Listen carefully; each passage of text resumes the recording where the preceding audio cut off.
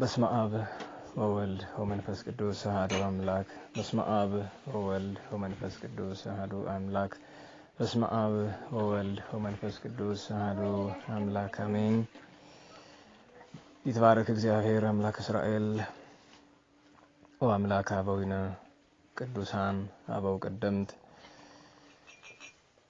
የአባቶቻችን የቀደምት አበው አምላክ የነቢያት የሐዋርያት የጻድቃን የሰማዕታት ፈጣሪ የንጹሃን ፈጣሪ የንጹሃን አምላክ በነቢያት በሐዋርያት በጻድቃን በሰማዕታት የተመሰገነ እስራኤልን በጥንተ ተፈጥሮ የፈጠረ በአዲስ ተፈጥሮ ያከበረ በቸርነቱ በይቅርታው ለዓለም የተገለጸ ዘላለም ሥላሴ ከዚህ ሰዓት ከዚህ ዕለት ስላደረሰን ይህንንም ሰዓት ይህንንም ስፍራ ባርኮ ቅዱሶ ስለሰጠን አባቶቻችን አምላክ እግዚአብሔር ስሙ የተመሰገነ ይሁንና ለእናንተም እንደሚገባ ልባችሁ ተሰብስቦ ከሆነ ሰላምታ አቀርባለሁ። በእግዚአብሔር ሰላምታ እንዴት ዋላችሁ?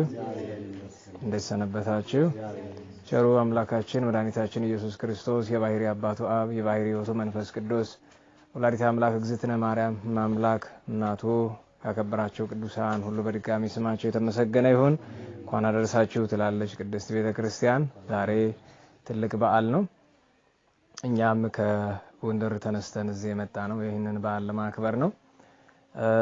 ያው በቸም በቤተክርስቲያናችን ብዙ ትልልቅ በዓላትን ሰው አያውቃቸውም። ዛሬ ጌታ በዓል ነው። ዛሬ ነቢያት በዓል ነው። ዛሬ የሁለት አበይት ጻድቃን በዓል ነው። ለኛ መሰሰብ ምክንያት የሆነ ማለት ነው። ሰው ያው ያስጨበጡትን ነው የሚይዘው። እንደምታውቁት በቤተክርስቲያናችን በዓል ሲባል የጌታ በዓል ከተባለ ልደት፣ ጥምቀት፣ ትንሳኤ የእመቤታችን በዓል ሲባል እንደዚሁ አልፎ አልፎ የሚከበሩትን እንጂ ብዙ አበይት በዓላት ተዘንግተው ይኖራሉና ከነዚህ በዓላት መካከል አንዱ ዛሬ የሚከበረው ነው። እንግዲህ ያው ሕፃናት በጉባኤ ሲኖሩ ትንሽ ያስቸግራሉ። ስለዚህ ያለን አማራጭ ከሁለቱ አንዱ ነው።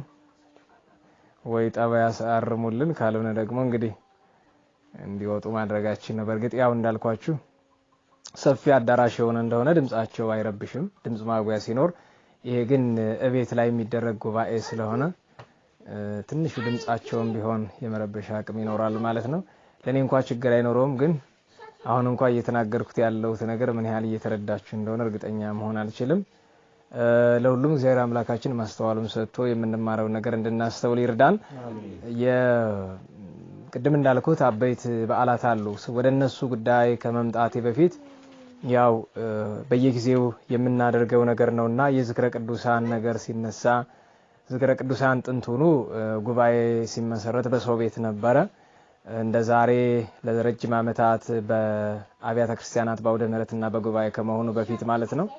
የዛ አንዱ ማዕከል አንዱ መገለጫ ይሄ ነው። ታኅሳስ 23 ወደፊት እዚያው ጎንደር መጣችሁ እኛ ጋር እንደሚከበረው ማለት ነው። ለሁሉም ለዝክረ ቅዱሳን አገልግሎት በተደጋጋሚ የሄድንባቸው ከተሞች ባህር ዳር፣ ዛሬ ያለንበት ቆላ ድባ፣ ትክልንጋይ ናቸው ከጎንደር ውጪ ማለት ነው። እዚህ ሁሌ በየዓመቱ ስንችል በዓመት 2 ጊዜ የምንመጣው አባታችን አባ ዳንኤልን ለማሰብ ነው። የዛሬው በዓል ግን ከአባ ዳንኤል በተጨማሪ የጌታችን የመድኃኒታችን የኢየሱስ ክርስቶስ ዓመታዊ በዓሉ ነው። እንዲያው መቼም እየቆየ ሲሄድ የመዘንጋት ነገር እንዳይመጣ የዝክረ ቅዱሳን ጉባኤ ስናደርግ ምንጊዜም ቢሆን በጉባኤ እንዲኖር የምንፈልገው ማኅቶት ነው፣ መብራት ነው። ቅድም ጸሎት ላይ ሰምታችሁ ከሆነ የጸሎቱ የመጨረሻ ምርቃት ባርክ ለነ ክርስቶስ አምላክነ ቀድስ ለነ አንጽህ ለነ አምዕዝ ለነ አስምር ለነ። ክርስቶስ መድኃኒታችን አምላካችን እባክህን ባርክልን፣ ቀድስልን፣ አንጻልን፣ የተወደደ አድርግልን፣ ባንተ ፊት በጎ የሆነ አድርግልን። ምኑን ትለን እንደሆነ ዘንተ ህብስተ ይህንን ህብስት ዝክሩን፣ ወዘንተ ጽዋ ይህንን ጽዋ ውሃውን፣ ወዘንተ ጸሎተ የምንጸልየውን ጸሎት፣ ወዘንተ ማኅቶተ የምናበራውን መብራት። አራቱ መስዋዕት ናቸው። ጸሎትና ማኅቶት ለእግዚአብሔር፣ ህብስትና ጽዋ ለጉባኤተኛ የሚደረግ ነው። ዝክረ ቅዱሳን ጉባኤ ስናደርግ በዓላትን ስናከብር ዝክር ስንዘክር መሰረታዊ ነገራችን መብራቱ ነው። ሌላው ካለ አለ ከሌለ የለም ነው።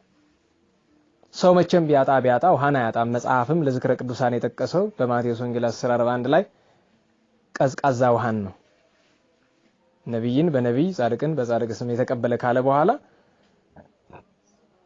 ወዛአስተ የምሉ ንዑሳን ጽዋአ ማይ ቆሪር በስመረድ አማን ብለክሙ ይያሐጉላስቦ በደቀ መዝሙር ስም ከቅዱሳን በአንዱ ስም ቀዝቃዛ ውሃ ያጠጣ እውነት እላችኋለሁ ዋጋ አይጠፋበትም ተብሏልና ዝክረ ቅዱሳን ጥንቱኑ የዛሬ 13 ዓመት እንደዚህ አካባቢ ስንመሰርተው በቀዝቃዛ ውሃና በመብራት ነው፣ በማህቶት ነው። ተደጋጋሚ ለመናገር ሞክሬ ያለሁኝ የምናበራው ሻማና ጧፍ አንድ የፈጣሪ መገለጫ ነው። መድኃኒታችን ኢየሱስ ክርስቶስ ሰው የመሆኑ መገለጫ ነው። ጧፍ ሻማ በተዋህዶ ነው። እንደምታውቁት ክር ብቻውን አይበራም። ክር ብቻውን ብናበራው ቦግ ብሎ አንዲ ልም ነው የሚለው። ተቃጣሪ ያ ማብራቱን ትቶ ይቃጠላል። ይሄ ፈትሉ የኛ ምሳሌ ነው። እኛ ብቻችንን ያለ እግዚአብሔር ወይም ስጋ ብቻውን ቁም ነገር ሊሰራ አይችልም። ሰሙ የመለኮት ምሳሌ ነው። ሰሙ ብቻውን ደግሞ አይነድም። በእውነት መለኮት ብቻውን ማዳን የማይችል ነው ሳይሆን በነገረ ድነት ትምህርት ላይ ለመዳናችን 4 መሰረታዊ መስፈርቶች ነበሩ። የሰው ልጅ የሚድነው 4ቱ ሲሟሉ ነው። የሰው ልጅ የሚያድነው 4ቱ ነገሮች ያሉት ነው። አንደኛ ሰው መሆን አለበት። የሰው ልጅ የሚያድነው ሰው መሆን አለበት። ንጹህ መሆን አለበት። መሞት አለበት። ሞትን ማሸነፍ አለበት። እነዚህን ስትመለከቷቸው ሁለቱ የመለኮት ገንዘብ ናቸው። ንጽህና የመለኮት ገንዘብ ነው። ሞትን ድል ማድረግ የመለኮት የእግዚአብሔር ገንዘብ ነው። ሰው መሆንና መሞት የሰው ገንዘብ ነው። በብሉይ ኪዳን የነበሩ ብዙ ጻድቃን ብዙ ነቢያት ዓለምን ማዳን ያልቻሉት ሰው መሆናቸው ግልጥ ነው። ነገር ግን የባህሪ ንጽህና የለም። እሱ ብቻ አይደለም ሞትን ማሸነፍም ከባድ ነበር። ስለዚህ ሁለቱ የእግዚአብሔር ገንዘብ ንጽህናና ሞትን ማሸነፍ፣ ሁለቱ የሰው ገንዘብ ሰው መሆንና መሞት። ስለዚህ ሰውና አምላክ ተዋህዶ አምላክም ሰውም ሆነ። ስለዚህ የምናበራው ጧፍ የጌታ ምሳሌ ነው። ጧፉ የጌታ ምሳሌ ሲሆን በቀጥታ ማስተዋል ከለብን እነዚህ ልጆች አሁን የግድ ሊሆን ነው። በግድም ቢሆን እንግዲህ ከእግዚአብሔርም ቃል ከሌላውም ሳንሆን መቅረታችን ነው። ከውጭ ሌላ ሰው ካለ ያዛቸው፣ አማራጭ የለንም። ምክንያቱም በከንቱ መለፍለፍ አልፈልግም። እኔ ያልኩትን ነገር ሰው ካልተረዳልኝ ህፃናትን ወደኔ ይመጡ ዘንድ አትከልክሏቸው ማለት እንዲረብሹ ፈቀዱላቸው ደግሞ ማለት አይደለም። አንዳንድ ጊዜ እሱንም እናስተውለው። ጧፉ ለጌታ ምሳሌ መሆኑ በተዋህዶ ብቻ አይደለም። እንደምታውቁት ጧፉ ጧፍ የሚሆነው መብራት የሚሆነው ፈትልና ሰም ተዋህዶ ነው። ከዛ በኋላ ጧፉን አንስታችሁ ብትመለከቱ የትኛው ነው ፈትሉ የትኛው ነው ሰሙ መለየት አይቻልም። ለምስጢረ ተዋህዶ ምሳሌ ተደርጓል። አንድ ሌላ ጧፉ ሲያበራ ለጧፉ ጥቅም አለው ወይስ የለውም? ጧፉ ያበራ ጥቅም አለው ለራሱ ይጠቀማል ወይስ እኛን ነው የሚጠቅመው? ልብ ብላችሁ አስተውላችሁ ታውቃላችሁ? ለምሳሌ ይሄ ሻማ ይበራል። የሚያበራው ለኛ ነው ለራሱ ነው? ነገሩኝ። ጧፉ የሚያበራው ለማን ነው? ለሱሳ እየተጎዳ ነው ወይስ እየተጠቀመ ነው የሚሄደው? እየተጎዳ ነው የሚሄደው። ይሄ አንድም የጌታችን የማዳን ስራ ይነግራል። ጌታችን እኛን ለማዳን ይሄን ሁሉ መከራ ሲቀበል ለሱ ቅንጣት ታክል ጥቅም አልነበረውም። ትርፉ ምንድነው? ለሱ ውርደት። ጌታ የኛን ስጋ በመዋሃዱ ትርፉ ምን ነበር? ግርፋት፣ ምራቅ፣ ስቅላት፣ ችንካር፣ መቃብር ነው የጠበቀው። እና ይሄም እናበራው መብራት በጉባኤያችን ነገረ ቅዱሳን ላይ ዝክረ ቅዱሳን ትምህርት ላይ ለምስጢረ ተዋህዶና ለጌታ የማዳን ስራ ምሳሌ ስለሆነ ሁልጊዜም ቢሆን መብራት ቅዱሳንን ሲዘክሩ መብራት አብሩ። መብራት የሌለበት ዝክር አስቸጋሪ ነው። መቼም ሻማና ጧፍ የሌለበት ሀገር ይኖራል ብዬ አልጠብቅም። ሁለተኛ ይሄ መብራት የቅዱሳን ምሳሌ ነው። ቅዱሳንን በማቴዎስ ወንጌል 5:14 ላይ አንትሙ ብርሃኑ ለዓለም እናንተ የዓለም ብርሃን ናችሁ። ምን ጊዜም ቢሆን የሚያበራ ነገር ሁሉ እሱ ይቃጠላል። ይሄን ማወቅ አለባችሁ። ማብራት የፈለገ ይቃጠላል፣ መቃጠልን ያልፈለገ ደግሞ ጨለማ ሆኖ ይኖራል። አሁን በዚህ ዘመን ክርስትና የምርጫ ጉዳይ ሆኗል። ቤተክርስቲያን መብራት አብርታ የምታሳየው አሁን በጣም ድምቅ ባለበት ሰዓት ላይ እንግዲህ 10 አምፖል በርቶ ጧፍ ስናበራ የሚገርማቸው ሰዎች አሉ። አይደለም 10 ሺህ አምፖል ቢበራ ጧፍ ከማብራት ወደ ኋላ አንልም በአገልግሎትና በቤተክርስቲያን። ምክንያቱም ቅድም እንዳልኳችሁ የጌታ አንድም የጌታ ብርሃነ መለኮት ምሳሌ ነው፣ ሌላው የምስጢረ ተዋህዶ ምሳሌ ነው፣ ሌላው የማዳን ስራ ምሳሌ ነው፣ ሌላው የቅዱሳን ሕይወት ምሳሌ ነው። ምን ጊዜም ቢሆን የሚነድ ነገር ሁሉ ይቀልጣል፣ ምን ጊዜም የሚነድ ነገር ሁሉ ይቃጠላል። ለሌላው ያበራል፣ እሱ ግን ይጎዳል። መጎዳቱ ግን ጊዜያዊ ነው። ነገር ግን ምሳሌዎች ሁሉ ሄዶ መጨረሻቸው ምሳሌ ዘይሐጽጽ ነው። እንዳታንጎላች ነገር ያለ አሌኖ ፊት ወደዛ መዞር ነው። አይነ ሁሉ እየጠበበ መጥቷል። እንቅልፍ ሲያምር ነው እንደሱ መጣን አለ ያቆመ መማር ነው እንደ ልማድ። ምሳሌ ሄዶ መጨረሻው ምንድነው? ዘይሐጽጽ ነው። የማይመጥን ምሳሌ ለጊዜው ማስረጃ ነው። ይሄ ሻማ ቀልጦ ካለቀ በኋላ እዛ በኋላ ምን ሙያ ያለው? ምንም ሙያ የለው። ቅዱሳን ግን እንደዚህ አይደሉም። ቀልተው ካለቁ በኋላ እንደገና ታድሰው ይነሳሉ። በሰማይ ክብር አላቸው። እንደው ቀልጦ በሚጠፋው ሻማና ተቃጥሎ በሚያልቀው ጧፍ ደግሞ ጌታችንንም ቅዱሳንንም ስንመስል ምሳሌ ዘይሐጽጽናል። ምሳሌ ጌታችንን ነው አበጉ ለእግዚአብሔር የእግዚአብሔር በግ የእግዚአብሔር መስዋዕት ይለዋል። ጌታችንን አሁን በእውነት በእንስሳ መመሰል የተገባ ነገር ነው ለኛ እንዲገባን። ጌታ እንኳን በእንስሳ በሰውም አይመሰልም፣ አምላክ ነው። ለሱ ምን ምሳሌ ነው? እንኳን ለጌታ ለድንግል ማርያም ምን ምሳሌ አላት? ምሳሌ የላትም። ለሷ የሚመጥን ምንም ምሳሌ የለም። እና ቅዱሳንን ስንመስል ፈጣሪያችንን ድንግል ማርያምንም ስንመስል ምሳሌው ዘይሐጽጽ ነው። ጌታን በበግ በአንበሳ በከራዲዮን ኦፍ ስንመስል ምሳሌው የማይመጥን ነው።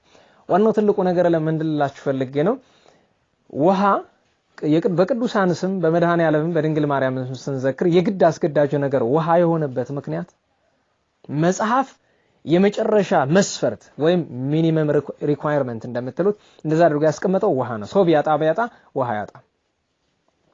ሁለተኛው መብራት ነው አስገዳጁ ነገር። ሰው ዝክር ሲዘክር ቅዱሳንን ሲያስብ የግዱን መብራት ያስፈልገዋል። ይሄንን አደራ እንላለን። እቺን አደራ ካልኩ ዘንድ ወደ ዕለቱ በዓላት ልመለስ። እንደው ለትምህርታችን መነሻ ቢሆንም በቅዱሳን ሐዋርያት ሥራ ምዕራፍ 26 ቁጥር 27 ላይ በነቢያት ታምናለህ የሚል ቃል አለ። ተናጋሪው ብርሃነ ዓለም ቅዱስ ጳውሎስ ነው። እንዲህ ተብሎ የተጠየቀው ደግሞ ንጉሡ አግሪጳ ነው። ታሪኩ በጣም ሰፊ ነው።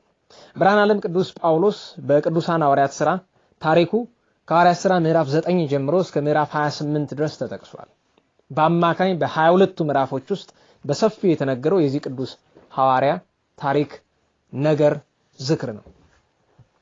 ቅዱስ ጳውሎስ የዓለም ብርሃን ነው። ቅዱስ ጳውሎስ የዓለም ብርሃን ነው የምንለው እኛ አይደለንም፣ መጽሐፍ ነው። እኛ ለማንም ስም የማውጣት አቅሙም መብቱም የለንም። በዚህ ዘመን እንደምታውቁት ስም ለማውጣት ስንሞክር ከባድ ስተት እንሰራለን። በየቦታው ተሰማላችሁ አይደል? መጋቢንትን ሊቀንትን የሚገባቸው አሉ። የጉባኤ መምህራን ይገባቸዋል። የደብር አስተዳዳሪዎች ስሙ ለነሱ ባይገባም የደብር ስም ይባላል። መላከንትን ይባላል አይደለም? መላከ ሕይወት መላከ ገነት ይባላል። ችግሩም ይመጣው ስሙን ደብሩን ሲለቁ አብረው ይዘውት ይሄዳሉ። ለምሳሌ እኔ አንዱ ደብር አለቃ ብሆን ለምሳሌ እኛ ደብረ መድኃኒት ትባላለች፣ አለቃው መላከ ሕይወት ይባላል። አሁን እኔ ባለቅነት እንደው አያርግብኝና አያርግብኝ ነው የሚባለው። አያርግብህ በሉ እስቲ በሉ በደንብ አዎ። ምክንያቱም ስትሾሙ እናንተ ጭንቅላት ላይ ሰይጣን ነው የሚሾምባችሁ። ደግሞ የደብረ አለቅነት ጋኔን መጥቶ የሚቀመጥባችሁ። አደራችሁን በዚህ ዘመን የትኛውንም ስልጣን እምቢ በሉ። መንፈሳዊውን ስጋዊውን እምቢ በሉ፣ እግዚአብሔር ካላስገደዳችሁ በቀር። አባቶቻችን አቡነ ጻድቁ ተጠምቀ መድኅን ጋሾላ ጊዮርጊስ የምታውቁ ከሆነ ጎጃም ጻድቁ ተጠምቀ መድኅን ጌታ ነው ራሱ ሂድና ቅስና ተቀበል አላቸው።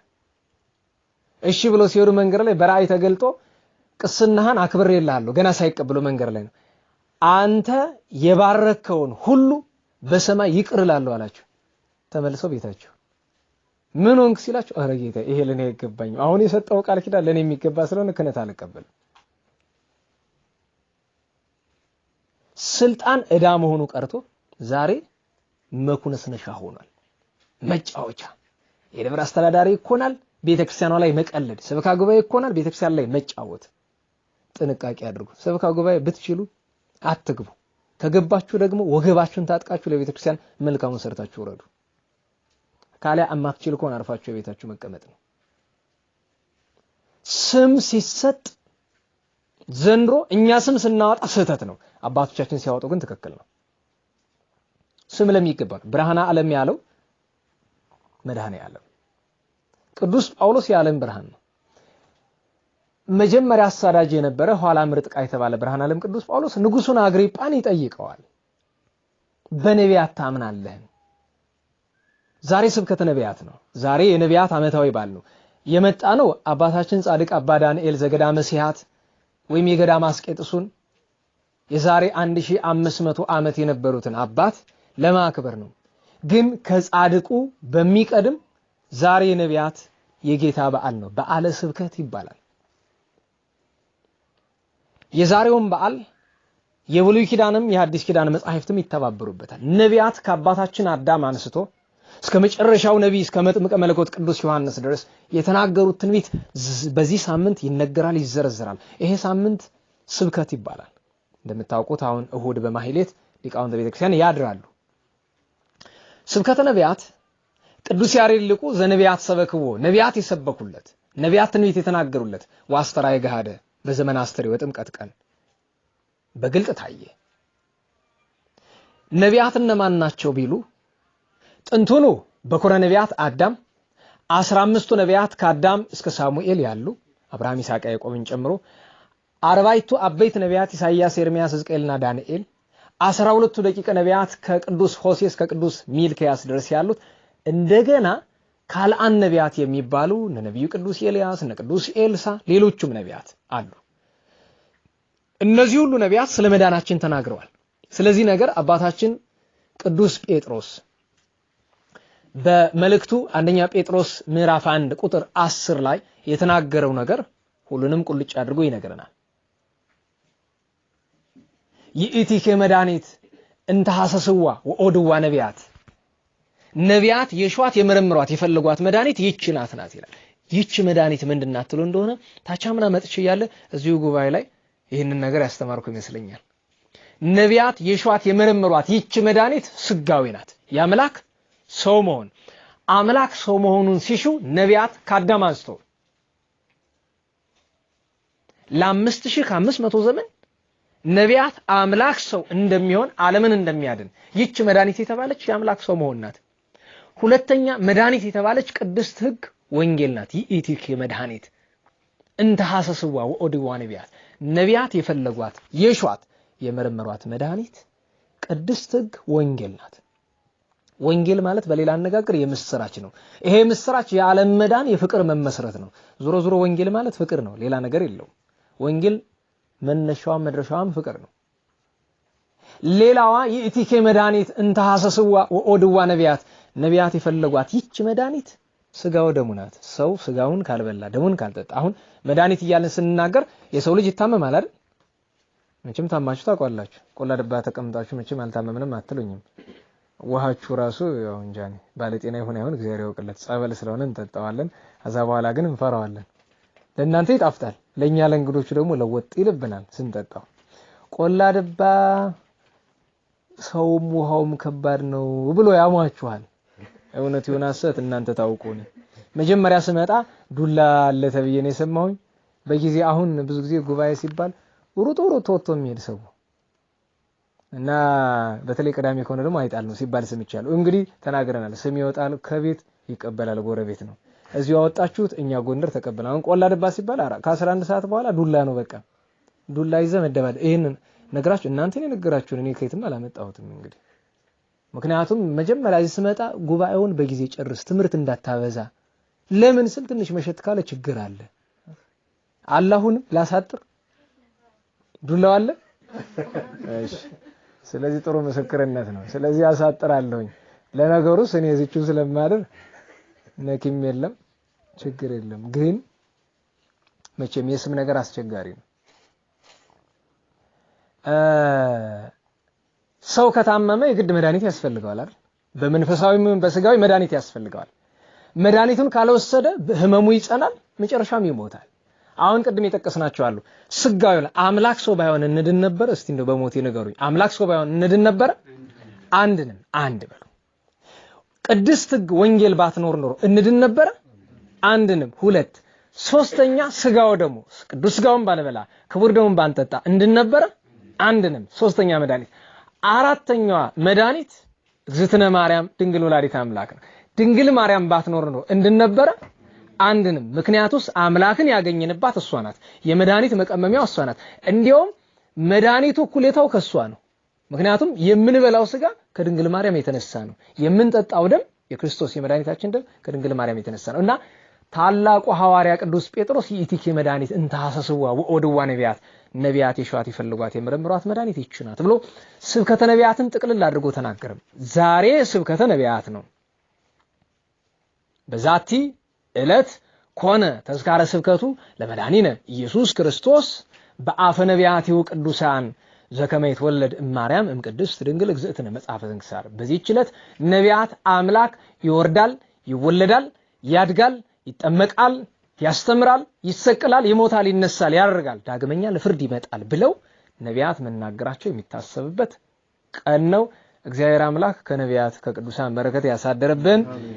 ነቢያት ሲባሉ አደራ ብዬ የምላችሁ ርዕሰ ጉዳያችን በነቢያት ታምናለህን ነው። ራሳችሁ እንድትጠይቁ ፈልጋለሁ። በነቢያት እናምናለን ወይ? ነቢያት ሲባሉ በሁለት ይከፈላሉ። የብሉይ ኪዳን ነቢያት አሉ፣ የአዲስ ኪዳን ነቢያት አሉ። ዛሬም ነቢያት አሉ ስንባል ግን መቼም እነዚህ ፓስተሮቹ ራሳቸው ነቢያት ነው የሚሉት አይደለም። ነብዩ እንትና ይባላል። እንግዲህ እንደምታውቁት እነሱ የደናቁርት ስብስብ ናቸው። ያው እኛ እንግዲህ ምን ጊዜም ቢሆን ለመናፍቃን ይሄን ስም መደበኛ ነው። እኛ መቼም ምን ለቀው ስም አይደለም። መናፍቃንን የምንጠራቸው ደናቁርት ደንቆሮች ብለን ነው። ይሄን እንድትረዱት እንፈልጋለን። እዚህ በእንግድነት ነው የመጣ ነው። እናንተ በሏቸው እያሰለጠንኳችሁ አይደለም። ነገር ግን የምልበትን ምክንያት ተረዱት ነው። አንድ ሰው ከመሬት ተነስቶ እኔ ነብይ ነኝ ካለ ጋኔን አድሮበታል። አውቆ አጥፊ ነው። እንኳን ነብይነት የሰውነትን መስፈርት ሳያሟሉ ሀሁ ሳይቆጥሩ አንድ ሰው እኮ ተምሮ ቢስትም አንድ ነገር ነው። ዛሬ ፓስተር የሚባሉ ሰዎች ከትምህርት ሀሁ የሌላቸው ናቸው። ከአምልኮ ከእምነት የሌላቸው ፉርሽ በሆነ አካሄድ የሚሄዱ ሰዎች ናቸው። እና ነቢያት ዛሬም አሉ ማለታችን እነዛን ሐሰተኞቹን ሳይሆን በገዳማት ነቢያት አሉ። ነብይ ማለት አልፎ የተሰወረውን ወደፊት የሚመጣውን የሚያውቅ ነው አይደለም? ለምሳሌ ልጥቀስላችሁ። በቀኝ ያቆማቸው በረከታቸው ይድረስና በገብረ ስላሴ ነበሩ። እኔም ማውቃቸው ደግ የእግዚአብሔር ሰው አባ ገብረ ስላሴ ማለት የአቡነ አቢብ ገዳም አበምኔት ናቸው። አበምኔት ብቻ ሳይሆኑ ጭራሽ ብቸኛ ነዋሪ ናቸው። ከዛ ገዳም ከባቡ ከጊንጡ ከምኑ ጋር እየታገሉ ይኖራሉ። እና አንድ ጊዜ የሆነ ነገር አድርግልኝ ብለው እኔ በልቤ ያሰብኩትን አስቤያለሁ። ለማንም አላማከርኩም። በልቤ ያሰብኩትን ነገሩኝ። እንዴት ሊያውቁት ይችላሉ? ወደፊት አድርገዋለሁ ብዬ ያሰብኩትን ነገር እሱ ብቻ አይደለም። ይሄ ምናልባት ከነብይነት ይልቅ ከሀብተ ትንቢት ይልቅ ወደ ሁሰት ማዕረግ ይሄዳል። የተሰወረ ማወቅ። አንድ ቀን ጠሩኝና ልጄ አሉኝ። አቤት። ልመረቅህ አሉኝ። ስራ አዘውኛል። ስራውን ስጨርሽ አይሻልም አልኳቸው። አይ ኮንትራት ያልቋል፣ መመለስ አይመስለኝም። በዚያው መሄድ 125 ዓመታቸው። አባታችን ማማረት ነው ባቆት እድሜዎት ገና ነው ይቆያል አልኳቸው። እንዳሉት ሄደው አረፉ። ሞታቸውን አስቀድመው አውቀዋል። ይሄ ትንቢት ነው። ሌሎች አባቶችም ነገ የሚሆነውን ነገር ይናገራሉ። ለምሳሌ በአገሪቱ መከራ እየመጣ እንደሆነ የተናገሩ አባቶች ናቸው አይደለም? ትንቢት ነው ይሄ። ሀብተ ትንቢት ዛሬም አለ፣ ግን እንደ ድሮ በአደባባይ የሚሰጥ ሀብተ ትንቢት ግን የለም።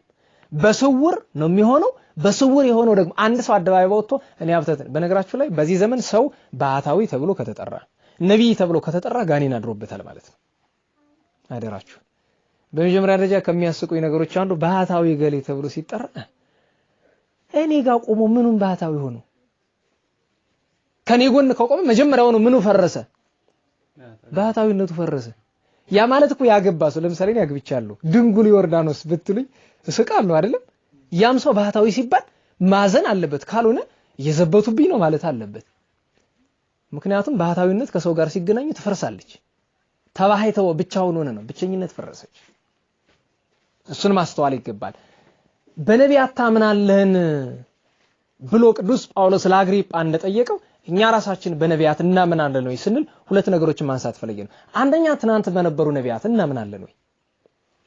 ለማመን ማወቅ ይቀድማል። ከነቢያት ስንት ታውቃላችሁ እስኪ? ለምሳሌ 15 ነቢያት የሚባሉትን የሚዘልቅልኝ ሰው ካለ እቺ በእጅ ያለችውን ሞባይል መቼም አንድ 78000 ታወጣለት ይሆናል። እቺን ይሸልማሉ። 15 ነቢያት እነማን ናቸው እስኪ? እኔ የሚነግረኝ ሰው አለ? ከ15 ውስጥ ራሱ 8ቱን የሚነግረኝ ሰው ካለ እሸልማለሁ። ይሄንን የሚናገር አይደለም ከዚህ ከጉባኤ መካከል እስኪ መድረክ ቆሞ የሚለፈልፍ ሰባኪ ጠይቁልኝ። 15 ነቢያት እነማን ናቸው በሉት። ግራ ነው የሚጋባው። ሊቃውንት ከሆኑ ግን ይመልሱላችኋል። ይሄ ማለት ራሴንና ሌላውን ሰባኪ ማነጻጸር እንዳይመስላችሁ፣ እንደዛ አይደለም።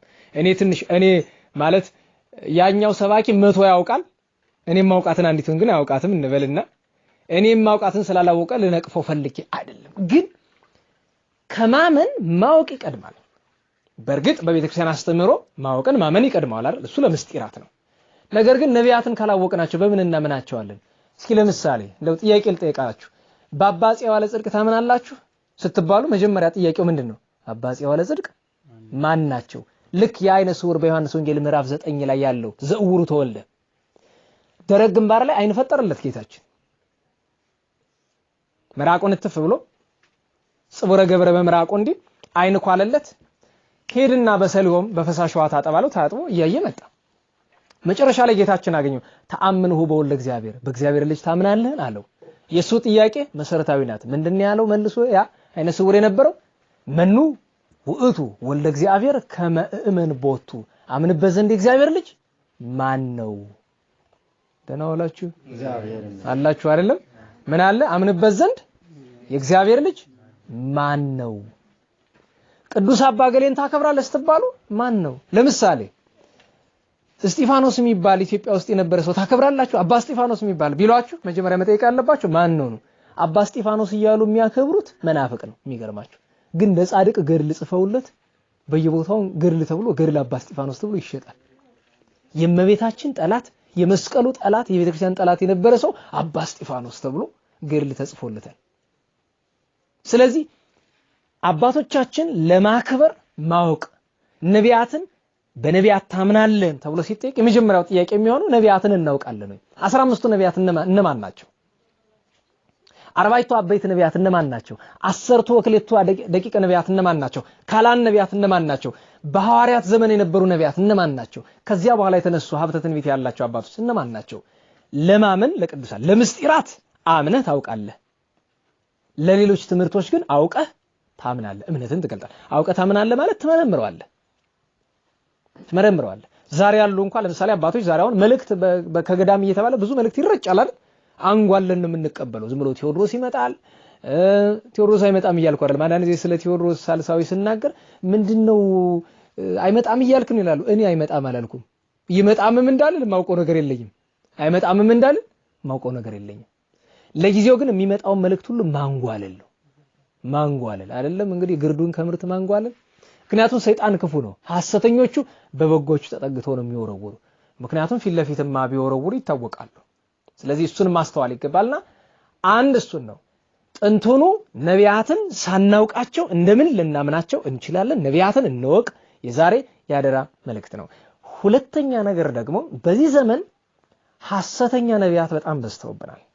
አዋቂ ነኝ ባዩ በዝቷል። እኔ በነገራችሁ ላይ በዚህ ዘመን እድሜ ለፌስቡክ ላይ 3-4 ጽሁፍ አርቲክል ያነብና እዛ በኋላ ቀጥ ብሎ በቃ ወገቡን ይዞ መከራከር።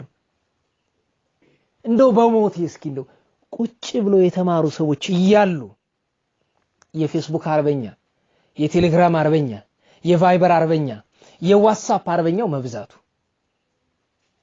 መጀመሪያ ብሎ ቁጭ ብሎ ምስጢሩን ዘሩን አስተውሎ ሐተታውን ተምሮ ከዛ በኋላ ቢነጋገሩት ያምራል። ሐሰተኛ ነቢያት ማለት የግድ ትንቢት የሚናገር ብቻ አይደለም። ብዙ አለ 99 ነገር የሚናገር። እኔ ሐሰተኛ ነቢያት ሲባል በነቢያት ታምናለህን ሲባል አይ እኔ በሐሰተኞቹ አላምንም ነው መልሱ። በእውነተኞቹ አምናለሁ፣ በሐሰተኞቹ አላምንም። ሐሰተኞቹ ማለት የተሳሳተ ትምህርት የሚያስተምሩ፣ ለምሳሌ ሴቶች ልማደ አንስት በሆናችሁ ጊዜ ቤተክርስቲያን መግባት ትችላላችሁ ብለው የሚያስተምሩ ሐሰተኛ ነቢያት ናቸው። ምክንያቱም መጽሐፍ ሴቶች ልማደ አንስት በሆኑ ጊዜ ወንድ ልጅ ህልመ ሌሊት በታየው ጊዜ ቤተክርስቲያን መግባት እንደማይችል ይናገራል። ቤተክርስቲያን ማለት ቅጥሩንም ይጨምራል። ወንድሜ ሆይ እህቴ ሆይ እና ውጪው ታዲያ ምንድነው? በረት ነው እንዴ? ለወጡ ስብሐት። ቤተክርስቲያን ማለት የትኛው ነው? ከቅጥሩ ጀምሮ አይደለም? አጸዱ፣ አውደ ምህረቱ፣ ቅኔ ማህሌቱ፣ ቅድስቱ መቅደሱ አይደለም? አንዳንዱ ወደ ውጭ ዓለም ያሉት ችግር የለውም የተከለከለ መቅደሱ ብቻ ነው ይላል። አንዳንዱ ደግሞ ጭራሹ ነው መቅደሱ ሲሆን ምን ችግር አለ ይላል። እባካችሁ አደራችሁን ሱሪ መልበስ ምን ችግር አለ ብሎ የሚያስተምር ሰው እሱ የእግዚአብሔር ወደረኛ ነው። ምክንያቱም መጽሐፍ ወንድ የሴትን ሴት የወንድ ልብስ እንዳይለብስ ከልክሏል። ይሄ እግዚአብሔር ወደረኛ ነው። ይሄ ሐሰተኛ ነብይ ነው። ሥርዓተ ቤተክርስቲያንን የሚቃወም ሁሉ ሐሰተኛ ነቢያት ናቸው። በነቢያት ታምናለህን ሲባሉ በነገራችሁ ላይ የእግዚአብሔርን ትንቢት እውነተኛውን ቃል የሚናገሩ የእግዚአብሔር ነቢያት ወዳጆች ናቸው። እግዚአብሔር ይመስገን። አባቶቻችን እኛን ሲያስተምሩ የነቢያት ወዳጆች ናቸው። የነቢያት ወዳጆች ስለነበሩ ነው እና አባ ሐሩይ እና ይንታግ ክንፈ ገብርኤል እና አባ ገብረ ሥላሴ የምናውቃቸው አባቶቻችን ስለነገ እግዚአብሔር እንዲያውቁ ሀብቱን ረድኤቱን የሰጣቸው። ስለዚህ በነቢያት ታምናላችሁን ስንባል እናምንባቸው ዘንድ ነቢያት እነማን ናቸው ብሎ መጠየቅ። በመጽሐፍት የተጻፉት በመጽሐፍት ተጽፈዋል። ዛሬ ያሉትን ደግሞ አንጓለን አይተን እናምንባቸዋለን ማለት ነው። እግዚአብሔር አምላክ በድጋሚ የነቢያትን በረከት ያሳደረብን። ጌታችን ነቢያት ተናግረው አልቀሩም። ነቢያት የተናገሩትን ለመፈጸም ቅድመ ዓለም በልቦና ያስበውን ድኅረ ዓለም በነቢያት ያናገረው ለመፈጸም ሰው ሆነ፣ ሥጋ ለበሰ፣ በየጥቂቱ አደገ፣ ተጠመቀ፣ አስተማረ፣ ተሰቀለ፣ ሞተ፣ ተነሳ፣ አረገ፣ ዳግመኛ ለፍርድ ይመጣል። ለፍርድ ሲመጣ ሁላችን ይማረን። ይሄው ነው። ቀጥሎ ወደ አባቶቻችን ይሄድ። አባታችን ስለ አባ ዳንኤል ሳስብ እስቲ ዛሬ እንዲህ እናደርጋለን። የአባታችን የአባ ዳንኤል ስላድኑ ሊሳል ነው ከመጣው ዘንድ ይሄንን ላድርግ። እስኪ የአባታችን የአባ ዳንኤል ስል ይሳላል። ለሚቀጥለው በዓል እንኖርም አንኖርም የሚደርሰው ያክብርበት። ያው ስዕላትን እያሳልን ነው። የአብየ እግዚእ የቅዱስ መርቆሬዎስ ተስሏል። የሌሎች የብዙ ቅዱሳን እያሳልን ነው። የቅዱስ ዳዊት ጥንቱንም ተስሏል። ይሄ በፎቶ ደረጃ የምንመለከተው ስለሆነ ወይም ደግሞ ፎቶ ቤት የታጠበ ነው። ይሄም ይኖር ግን ስዕላቸው ይሳላል። ስዕላቸውን ስናስለው ይሄ በምስራቅ ኦርቶዶክሶች ትውፊት የተሳለ ነው። እኛ በኢትዮጵያ ኦርቶዶክስ ተዋሕዶ ቤተክርስቲያን ትውፊት አባ ዳንኤል ዘገዳመ ሲያት፣ አባ ዳንኤል ዘገዳመ ሲያት ማለት የነገረ ቅዱሳን ትምህርት መሰረት ናቸው። ስንክሳርን የሰበሰቡት እሳቸው ናቸው። ስንክሳር ላይ ስንክሳርን የሰበሰቡት አባ ዮሐንስ ዘሀገረ ቡርልስ ናቸው ይላል። አባ ዮሐንስ ዘሀገረ ቡርልስ ማለት የአባ ዳንኤል ተማሪ ናቸው። አባ ዳንኤል ናቸው ለአባ ዮሐንስ የስውራን ቅዱሳንን የተገለጡ ቅዱሳንን በመሰብሰብ ሌሎች ብዙ ሰርተዋል። የስውራንን ገድል በመሰብሰብ የተጠመዱና በጣም የምናውቃቸው ሶስት ታላላቅ ግብፃውያን አባቶች አሉ። ማር ጳላዲዮስ፣ አባ በፍኑትዮስ፣ ዋናውና ትልቁን ስራ የወሰዱት ደግሞ አባ ዳንኤል ዘገዳመ ሲያት ናቸው። ስለዚህ ስንክሳር ስናስብ የስንክሳር መሰረቱ አባ ዳንኤል ናቸው እና ለጊዜው የማሳሉን ኃላፊነት ደግሞ ዝክረ ቅዱሳን ጉባኤ ይወስዳል። ከማንም ሰው በተለይ እዚህ ከሷ ከዘካሪዋ ከወለተ ሥላሴ ሆነ ከሌሎቻችሁ ከባልተቤቷም ሆነ ከሌላው መዋጫው አንፈልግም። እኛው ራሳችን ነው የምናስለው። በጉባኤ ወጪ ነው። የደግነት እንዳይመስላችሁ ከኔ ኪስ አይወጣም። በጉባኤ ወጪ አባ ዳንኤል ስል ተስሎ ወደዚህ ይላካል። እንግዲህ በእድሜ ሰነበተ ያከብርበታል። ከዚያ ውጪ ለተለት ደግሞ የጸሎት ቦታችሁ ላይ አድርጋችሁ ጸልዩበታላችሁ። አባ ዳንኤል ዘገዳመ ሲያት የነበሩት በ5ኛው መቶ ክፍለ ዘመን ነው። አባታችን በብዙ ነገራቸው ብናደንቅም የመጀመሪያው ትልቁ ቅድም ያልኳቸው ነው የስውራንን ገድል። እንደ ስንክሳር ስታነቡ እንኳን አንዲት እብድ የመሰለች ሴት ነበረች ይላችኋል። ስም አይጠቅስም። ቅድስት አናሲማ ትባላለች። እብድ መስላ ወድቃ እንኳን ገድሏ ሊጻፍ ከነሰውነቷ እንኳን የሚያከብራት የለም። እሳቸው ግን ገድሏ እንዲነገር አድርገው ክብሯን ገልጠዋል። የእናታችን ቅድስት በጥሪቃን፣ የእናታችን ቅድስት አነስጣሲያን፣ የእናታችን ቅድስት አመተ ክርስቶስን፣ የአባታችን አባ ምህርካን፣ የሌሎችንም ስውራን ቅዱሳን ገድል የጻፉ እነ አባ ዳንኤል ናቸው። ይሄ ሁሉ ሲሆን ደግሞ የገዳም አበምኔት ናቸው። በነገራቸው ላይ ደብረ ሲሃት ላይ ይኖሩ ነበር። ያስቄጥስ የደብረ አባ መቃርስ አበምኔት ሆነዋል። መቼም አበምኔት ሲባል ምን ሊሰማ ምኔት ማለት ገዳም ነው። አበምኔት ማለት የገዳም አባት ነው። የገዳም አባት ማለት በገዳም ያሉ ቅዱሳንን በሙሉ ለብቃት ማዕረግ የሚያደርስ ማለት ነው። ደህና ዋላችሁ ገባችኋል? ሰንበት ትምህርት ቤት ሰብሳቢ አሁን የሚባል አለ አይደል? ይገርመኛል። ሰንበት ትምህርት ቤት ሊቀ መኖርሃል ሲባል ደስታም ይሞታል። ይደንቆሮ መብዛቱ እዳ እኮ ነው። ሰንበት ትምህርት ቤት ሰብሳቢ ሆንክ ማለት ሰንበት ትምህርት ቤት ውስጥ በሚሰራው ኃጢአት ሁሉ ተጠያቂ አንተ ነህ። የማህበሩ የዚህ ማዕከል ለምሳሌ ቆላ ደባ ማዕከል ሰብሳቢ ስትደረግ በማዕከል ውስጥ ለሚሰራ ስተት ሁሉ ተጠያቂ ነህ። እንደ የነፍስ አባት ሲኮን በልጆቹ ይጠየቃል አይደል? ጳጳስ ሲሆን በአገረ ስብከቱ ይጠየቃል። ስልጣን እኮ ከባድ ነው። ወላጅ በልጆቹ ይጠየቃል። አበምኔት ማለት በገዳም አንድ ደቀ መዝሙር ትምህርት ጎድሎት ተቆጣጣሪ አንሶት ኃጢአት ቢሰራ ተጠያቂ እሱ ነው። በአባ ዳንኤል ዘመን እነማን ፍሬዎች ተገኙ ይባል ቅድም የጠቀስኩላችሁ እና አባ ዮሐንስ ሀገረ ቡርልስ ማለት ስንክሳርን ያዘጋጁት እኮ ከከዊነ እሳት ማዕረግ የደረሱ ናቸው። የእሳቸው ተማሪ ነበሩ ናቸው። እና አባ ዳንኤል በአበምኔትነታቸው ብዙ ሰርተዋል። ያ ብቻ ሳይሆን ትልቁ አገልግሎት ሐዋርያዊ አገልግሎት ነው። ሐዋርያዊ አገልግሎት ሲባል አሁን እንግዲህ እንደኛ ቆሞ መለፍለፍ የሚመስለው አለ። መለፍለፍንማ ማንንም ይለፈልፋል። ሐዋርያዊ አገልግሎት ማለት ዋጋ በምታስከፈለው ጊዜ አገልግሎቷን የሚሰራ ነው። ሰይፍ በተመዘዘበት ወጋሪ በቆመበት ያቺ ሰዓት ላይ እስቲ ማን ነው እስቲ እንደው ወንድ እውነተኛ ክርስቲያን እንደው ኢትዮጵያ ውስጥ በእርግጠኛ ነኝ ሰባኪነን ብለን የምንል እርግጠኛ ነኝ እንደው ከ50 ሺህ በላይ ሳንሆን አንቀርም።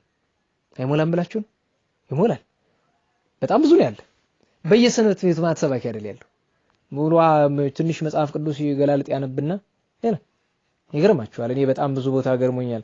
እንደው ይሰለጥናል ብዬ እስቲ ስንክሳር አንብብ ብዬ እንደው የሆነ ልጅ ከዛ ስንክሳር እያነበበ መተረክ ኋላ ሰባኪ ነኛል። አረ በቃ አምላክ እባክህ ትንሽ አረ ኋላ ሌላ ሰው መጥቶ ብዙ ነገር ልናገረው ማልችለው ነገር አሁን አፈንግጦ መምህራንን መሳደብ ምን ማለት ሌላ ቦታ ደርሷል። እግዚአብሔር ይሁን ብሎ ከመጸለይ በቀር ምንም ማድረግ አልቻለም። አስተማሪ በዝቷል። መጽሐፍ ግን ይላል የያዕቆብ መልእክት ምዕራፍ 3 ገና ቁጥር 1 ወይኩኑ ብዙሃን መምህራን ውስጥ የተከሙ ከናንተ መምህራን አይብዙ ምክንያቱም ብዙውን ጽኑን መከራ እንድንቀበል ታውቃላችሁ።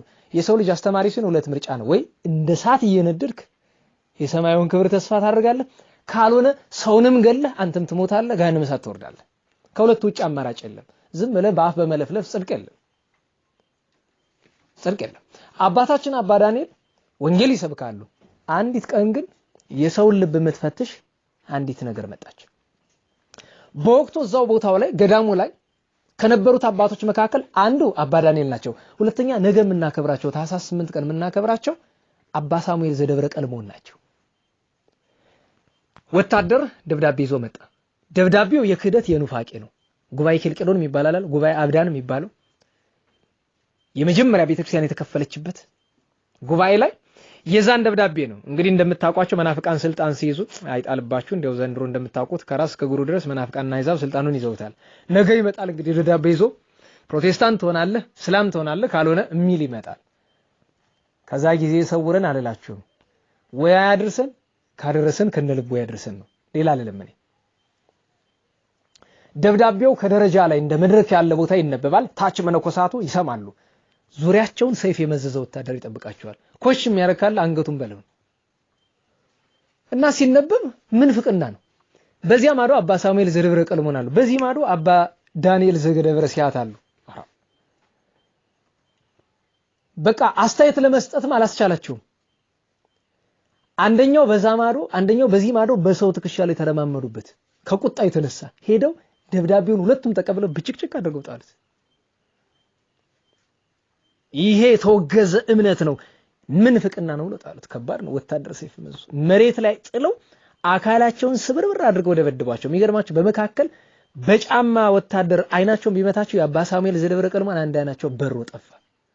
ከዚያ በኋላ ሳሙኤል ዘደብረ ቀልሞን ማለት ቀውስጦስን አማልደው ክንፈረዴት አሰጥተው ወደ ሰማይ መልአኩን ያማለዱት አባት ናቸው። ሁለቱም ከገዳማቸው ተደብድበው ተባረሩ በዚህ ምክንያት። አበምኔቱ አባ ዳንኤልም ጻድቁ አባታችን አባ ሳሙኤል ዘደብረ ቀልሞን ይሄንን ዋጋ ከፈሉ፣ ሐዋርያዊ የሰማዕትነት ዋጋ።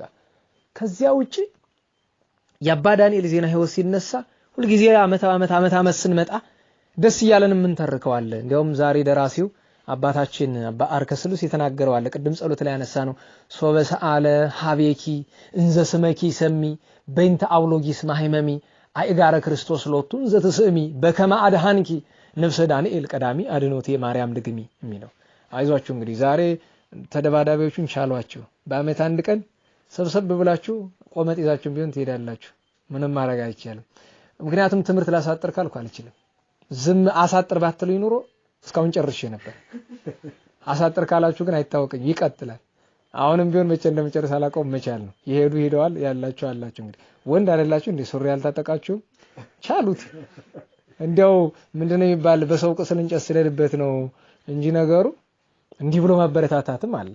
መቼም ሰው ጉባኤ አምሽቶ ሲወጣ ቢደበደብ ያው በረከት ነው። ግን አያርግባችሁ ደግሞ ምክንያቱም ቀምሰን እናውቃለን። ጉባኤ አምሽቼ ስመጣ እንደቀምሽ ያውቃለሁ። ሳምንተኝ ይቻለውና አያርግባችሁ ነው የምል ደርሶብኝ ስላየሁት። እና አባታችን መንገድ ወጥተው መቼም እኛንም ያክል ትልቅ ጻድቅ አንድ ደሃ ያገኛል። አውሎጊስ የሚባል ድንጋይ ይወቅራል። እንደ ዘንድሮ ኮብልስቶን እንደመሆኑ ነው መሰለኝ ድንጋይ ይወቀረ ገንዘብ ያገኛል። በዛ አያሳድረውም። አሁን ለምሳሌ እናንተ ደሞዝ ስትቀበሉ አንዳንድ ሞኝ ሰው አለ። ምን ይላል የኛ ጉባኤ አባላትን እንትና እኮ ደሞዝ ይቀበሉና በየመንገዱ ለነዳያን አካፋፍሎት ባዶ እጃቸውን እኮ የሚገቡ እንዲሚያርጉ የነበረ የኔታ ዶክተር አየለ አለሙ ናቸው። አራት አይና ሊቅ በ1969 ያረፉት ሊቀ ሊቃውንት ዝራን ታውቃላችሁ አይደል? የሊቀ ሊቃውንት ዝራ አስተማሪ ሊቀ ሊቃውንት መንክር ናቸው። ሊቀ ሊቃውንት መንክር አስተማሪ ናቸው። ዶክተር አየለ ማለት የንታ ዶክተር አየለ ጌታው ክቡር ዶክተር አየለና እሳቸው ደሞዝ ሲቀበሉ ለነዳያን አካፋፍሉ። በዚህ ምክንያት ሰዎች ምን ያደርጉ ነበር? ህቤታቸው ደሞዝ አምጥተው ያስቀምጣሉ። ግን እሱንም አውጥተው ይቸረችሩት ነበር ለነዳያን። ይሄ አውሎጊስ በእለት የሚያገኘውን ገቢ እሰቡት እንግዲህ። አሁን በእለት የምታገኙትን ገቢ ቂጣ ይገዛል። የሽምብራ ቂጣ ነው በዛ ዘመን የሚበላ የነበረ። የተረፈችውን ገዛ ቂጣው አራት ናት። ለራቱ ከማስቀረቱ በቀር ለነዳያን ያከፋፍሏል። እንግዳ ይቀበልበታል በዛች ቂጣ። እና አባ ዳንኤል ለቤቱ ሲሉ እግራቸውን አጥበው አልጋ ለቆ አስተናገዳቸው። መቼም እንግዳ መቀበል ትልቅ በረከት ነው ታውቃላችሁ። የእንግዳ ኃጢያተኛ የለውም። እሺ ደህና ዋላችሁ። የእንግዳ ኃጢያተኛ የለውም። ክፉ ሰው መጥቶ እንግድነት ብትቀበሉት ያው እሱም የክርስቶስ በረከት አለው። እንግዳ ነው በቃ እንጌት ይሆናል። ግን መርምሩ ደግሞ እንግዳ ስተቀበል ደግሞ ዝም ብለ አይደለም። ነገ የምናከብራቸው አቡነ ኪሮስ መርምረው ነው የሚቀበሉ ነበር። ለምን ጋኔን እንግዳ መስሎ መጥቶ እልም ሊያረገ ይችላል።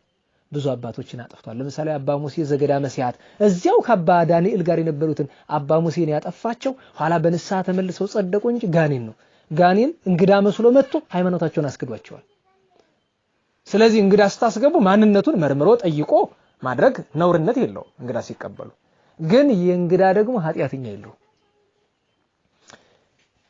እሳቸው ግን ጻድቅ ናቸው። ተቀበላቸው አስገረባቸው። አይ እንዲህ ያለ ደግነት ግን ደሃ መሆኑ አሳዘናቸው። ጌታ ሆይ አሉ ሌሊት ተነስተው ኧረ እንደው ትንሽ ሀብት ብትሰጠው እኮ ስንት እንግዳ ያስተናግድ ነበር አሉ። ጌታችን ሁሉ ጊዜ የሚገለጥላቸው ለአባ ዳንኤልና ለአቡነ መባጽዮን በሕፃን አርአያ ነው። እንደ ሕፃን ሆኖ እና ተገልጦ ትዋሰዋለህ አላቸው። ጌታዬ ምን ነው ትዋሰዋለህ? አይ ሀብታም ከሆነ በኋላ ጠባዩ ቢለወጥ ግብሩ ቢበላሽ ትዋሰዋል? አራ ጌታዬ ይሄ ደግ ሰው አይለወጥም እዋሰዋለሁ። ችግር ነው። እግዚአብሔር የሰው ዋስ ከመሆን ይሰውራችሁ። መጥፎ ነው። እኔ ዋሳሉን እኔ አንደኛ ነገር ፍታ ነገስት የሚከለክለኛል። ክነት ያለው ሰው ዋስ አይሆንም። እንዲያው ምንድነው ቢያምራችሁም ይቅርባችሁ። እንደው ዋስትና ለነገሩ ዋስ ሆኖ ሰውን ማዳን የቅድስና ስራ ነው፣ መልካም ስራ ነው። ግን ለዚህ ዘመን ሰው ዋስ መሆን ከባድ ነው። እዋሰዋለሁ አሉ። እሺ ብሎ እሳቸው ከሄዱ በኋላ ቤቱን ሲቆፍር ምን ያገኛል? ድስት ሙሉ ወርቅ። ያን ወስዶ ለንጉሱ ይሰጥና የሰራዊት አለቃ ሆኖ ተሹሞ ዳህ ሲያገኝ መደብደብ እንኳን እንግዳ ሊቀበል። ኋላ ጌታችን አባ ዳንኤልን ወስዶ ጉድጓድ አበው እንደውም በትውፊት ሲኦል አደባባይ ላይ ዘቀዘቃቸው። ወዳጀን አውሎጊስን መልስልኝ፣ ወዳጀን በፍርዴ ገብተህ እኔ ደሃ ሆኖ እንደሚሰራ ያወቅኩኝ አንተ ሀብታም እንዲሆን አድርገዋልና ወዳጀን አውሎጊስን መልስልኝ። እዚያው ነው እንግዲህ መቼም ሰው ሁሉም ሰው ሲያዝ ተዝም ብለው። በነገራችሁ ላይ ጴንጤውም እኮ እንደው ለሰማዩ ስቃ አዘጋጅቶት ነው መሰለ እንጂ አሉ እኮ ጸበል ላይ እስላሙም ጴንጤውም መጨረሻ ላይ አቅሙ በላይ ሲሆን እመቤታችን ጋር ይመጣል። መድረሻ ሻጣይት ይደርሳል። 17 ዓመት ሁሉ ተደይኖ የኖረ ድንግል ማርያምን ሲሳደብ የነበረ ኢአማኒ በሚሊዮን የሚቆጠር ሀብቱን ጨርሶ መጨረሻ ላይ የተገኘ በአታ ጸበል ነው። በቃ ያውም መብርሃን ወዳው ነው እንጂ ጥፋቱ በሰማይ ይሆን ነበር። እግዚአብሔር በእውነት በምድር መናፍቃኑን አህዛቡን በሙሉ ቀጥቶ ይመልሳቸው በእውነት። ምክንያቱም ዝም ብሎማ በምን ይመለሳሉ? ቀጥቶ ይመልሳቸው። የአባትነት ቅጣት ጦሩ ነው። ዝም ብሎ የማይመጡት አይረቡም። ተቀጥቶ ነው፣ ተቆንጥጦ ነው፣ መያዣ እኮ ነው። በነገራችሁ ላይ ታችሁ ከሆነ በዚህ ዘመን አብዛኛው እንደው እንኳን ከአህዛብ የመጣው ከኛ ቤት ደና ክርስቲያን የምትሉት ተቆንጥጦ የተያዘ ነው። በሽታ እንደው ባለጤና ሆኖ መልካም ክርስቲያን ታውቃላችሁ? የለም። ቆንጣጭ የሌለው የለም። ልክ እቤት ስርዓት የሚይዝ የተቆነጠጠው ነው። ያልተቆነጠጠው ሕፃን ነው። የተቆነጠጠው ነው አይደል? በእግዚአብሔር ደጅም የሚኖረው የተቆነጠጠ ነው። ያውም ደግሞ ወላጅ ቆንጥጦ ይለቃል። እግዚአብሔር የሚሰጥህ መቆንጠጫ ግን አይለቅም። እንደዚህ ልብስ ማስጫ ያለ አይደለም? አንዴ ታስይዟል። ከዛ በኋላ አንተ ካላነሳው ልብሱ መቆንጠጫውን ማንሳት ይችላል? በቃ እንደዛ ነው። አንተ ላይ እግዚአብሔር መያዣውን ጣል ያደርግልሃል። ያችን ትንሽ ህመም ሸንቆጥ የምታደርግ በቃ ቅዱስ ጳውሎስ አደነኝ ብሎ ሲል አይሆንም እንደተባለው ማለት ነው። ዋናው ትልቁ ነገር አባታችን አባ ዳንኤል ሲጮሁ እግዝእትነ ማርያም መጣች።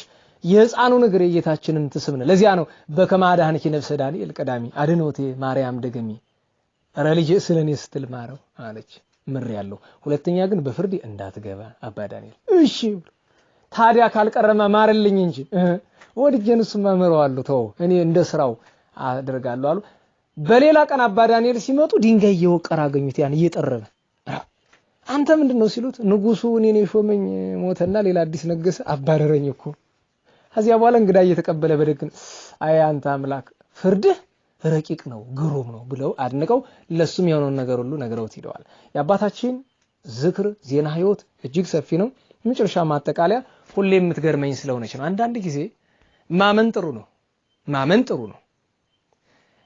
ሰዎች አምነናቸው ስተት ነግረውን እግዚአብሔር ያን ስተት በጎ ማድረግ እውነት ማድረግ ይችላል። አንዳንድ ጊዜ በነገረ እምነት በሃይማኖት ጉዳይ ሳይሆን በምግባር ጉዳይ አባ ዳንኤልን ሁሉ ገዳማት ይወዱታል። አባ ዳንኤል ስራው ምንድነው? እሱ ካለበት አበምኔትነት ከተሰጠበት ከገዳማ አስቄጥስ እየወጣ በዙሪያ ያሉ ገዳማትን ይጎበኛል፣ ያጸናል፣ ያጽናናል፣ ድውያንን ይፈውሳል በተሰጠው እግዚአብሔር በሰጠው ጸጋና የሴቶች የደናግል ገዳም ዝግ ነው። ውስጡ ላይ ወርቅ አለ።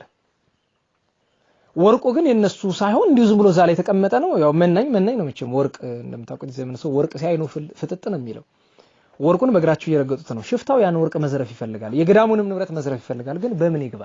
መግቢያ ቀዳዳ ሲያጣ ቢያጣራ ምን ሰማ? አይ እንዲያው ይሄ ገዳም የሚከፈት ለአንድ ሰው ብቻ ነው፣ እሱም ለአባ ዳንኤል፣ ለማንም አይከፈትም ብሎ እንዲማ ከሆነ አባ ዳንኤልን ማለመሰሉ እሳቸውን ሄዶ አጠናቸው እንዴት እንደሚለብሱ ወይባቸውንም እንግዲህ ወይባ እንበለው በእኛ አጠራር። ግብፃውያን ወይባ አይለብሱም፣ የኢትዮጵያ ናቸው ወይባ የሚለብሱት። ቆባቸውን፣ መታጠቂያቸውን፣ ቀሚሳቸውን፣ አረጋገጣቸውን፣ ጽህማቸውን ሁሉን አጠና። ከዛ ሄዶ በርደጅ መታ። ማን ነው ከውስጥ? ሴቶች መነኮሳያት። አባ ዳንኤል ነኝ። አሁን እናንተ እንደው ቤት አሁን ዘግታችሁ የምትወዱት ሰው እንደው እንትና ነኝ ቢላችሁ በሌሊት ምን አልክ እያላችሁ ድምጽ ታጣራላችሁ አይደል? ድምጹ በደንብ ለማወቅ አስመሳይ እንዳይሆን። አባ ዳንኤል ሲባሉ ከደስታ የተነሳ ብርግድ አድርጎ ከፈቱ። ገባ። እግር ለማጠብ መራኮት ነው። እኔ ነኝ ማጠብ እኔ ነኝ ማጠብ ሲሉ መምኔቷ የለም እኔ ነኝ ማጠብ። ከምትጣሉ ለምሳሌ አሁን እዚህ መካከል እንግዳ ቢመጣውና እኛ መካከል ሁሉ ሰው ልጠብ ካለ ማን ይወስዳል? ተወዶም ተጠልቶ ምን ይወስዳሉ? ለበላያችሁ ስለሆንኩ ሳይሆን እንግዲህ አንድ ጊዜ መድረክ ላይ ስለቆምኩ እመምኔቷ እኔ ልውሰድ፣ እናንተ ሌላ በረከት ተሳተፋላችሁ። እግር ልጠብ፣ እግር ማጠብ የአባቶቻችንና የእናቶቻችን ማለት ይገርመኛል። ገዳሙ የት እንደሆነ አልነግራችሁም እንጂ በዚህ ዘመን የእግር ጣቢ የሚጠጣበት ገዳም አለ። እንግዳ ሄዶ እግር ታጥቦ አይደፋም። ይጠራቀምና ማታ እንደ ሰርከ ህብስት ከንክር ባቄላ ጋር ንክር ባቄላ በሰው እግር ጣቢ እየተማገ ልናስበው ሊከብደን ይችላል። ግን በእምነት ሲሆን ቀላል ነው። አባቶቻችን እግር ካጠቡ በኋላ አይታችሁ ከሆነ ቤታቸው ወይ መድረካቸው ላይ ነው የሚነሰንሱት። ምክንያቱም የእግር ጣቢው ላይ የመላእክት ረድኤት የፈለገ ኃጢአተኛ ቢሆን ያ ሰው እንግዳ እየተቀበልን ያለው ይሄ ሰው የክርስቶስ አርያ ነው ብለን ስለሆነ የእግር ጣቢው ረድኤት ስላለው አርቀው ሳያርቁ ቤቱ አፈር ከሆነ ቤቱ ላይ ካልሆነ ደግሞ በአፋ ይደፉታል። እና እናቶች ግን እምነት ያላቸው ናቸውና በሉ ለበረከት የእግራቸውን ጣቢ ተብሎ ሁሉ የየራሱን ሲወስድ ከመካከል አንዲቱ አይነ ስውር የአባ ዳንኤል አምላክ እንደ እህቶቼ አድርገኝ ብላ አይኖቿን በዚያ የሽፍታ እግር ጣቢ ብትቀባው አይኗ በግሎ ወርታል። ብፁዕ አንተ ዳንኤል አባ ዳንኤል አንተ ብፁዕ ነህ ንዑድ ነህ ክቡር ነህ ብለው ሲሰግዱ ሽፍታው ደነገጠ።